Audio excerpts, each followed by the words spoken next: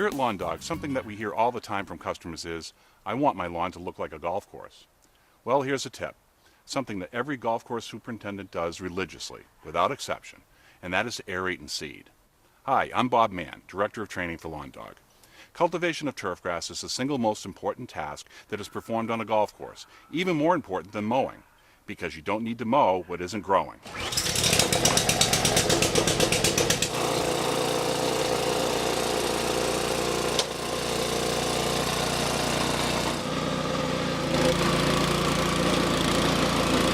What you see going on here is a procedure called aeration. It is a common enough word for homeowners, but has anyone ever explained to you what it is and why we do it?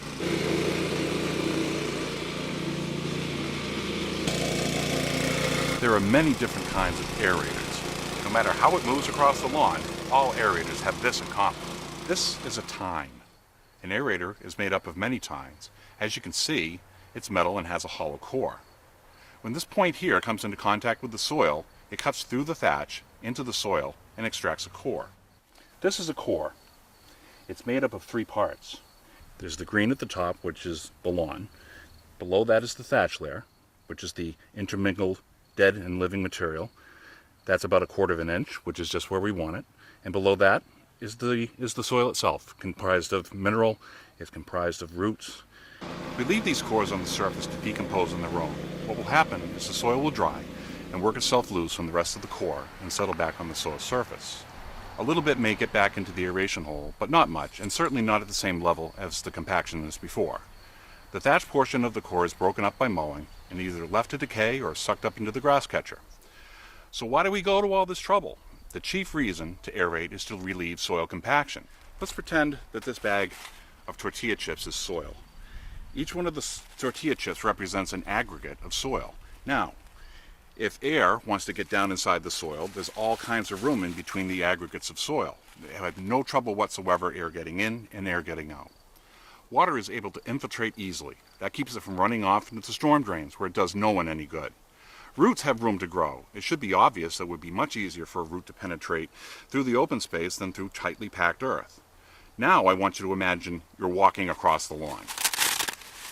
Every time we use the lawn, we break down these soil aggregates, pushing the individual aggregates together, destroying the pore spaces in between them.